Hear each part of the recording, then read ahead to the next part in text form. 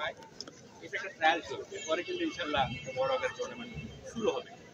তো উভয় দলের খেলোয়াড় কর্মকর্তাদের উদ্দেশ্যে কিছু বলার জন্য অনুরোধ করছে আমি চাচ্ছি। আসসালামু আলাইকুম।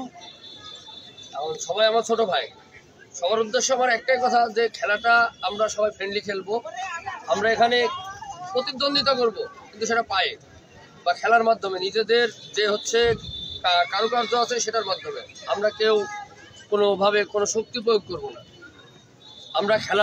আমি খেলাটা ছাড়ছি এই উপলক্ষে যে আমরা এই খেলাটা পরে আমি কিন্তু বড় পরিসরে একটা খেলা করব।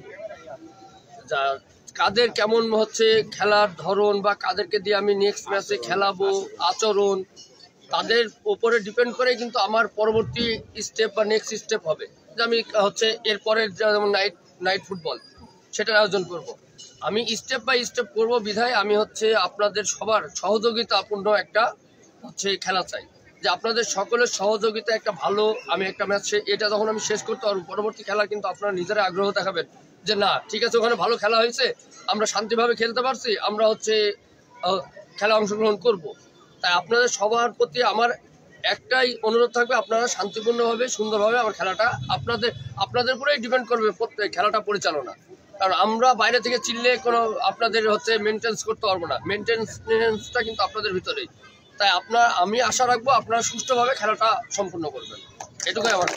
ধন্যবাদ জামিল হাসান।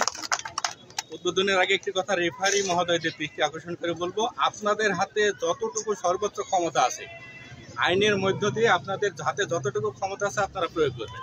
উভয় দলের খেলোয়াড় এবং কর্মকর্তা যিনারা আছেন আপনাদের উদ্দেশ্যে বলবো, আপনাদের খেলোয়াড়দের যারা বাইরে থাকবেন, দলীয় কর্মকর্তা যিনারা আছেন বাইরে থাকবেন, দিক নির্দেশনাগুলো দেবেন একটু ভালো।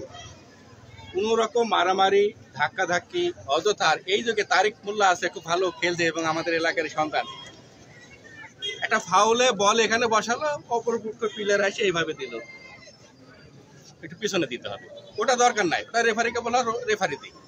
আমরা চাই যে উভয় দল খেলা করুক, শান্তিপূর্ণভাবে খেলা করুক এবং পায়ের কারুকার্যে দর্শকদের মন জয় করুক। রেফারিদের উদ্দেশ্যে বলবো খেলাটি কঠোর হস্তে আপনারা পরিচালনা করবেন। ধন্যবাদ।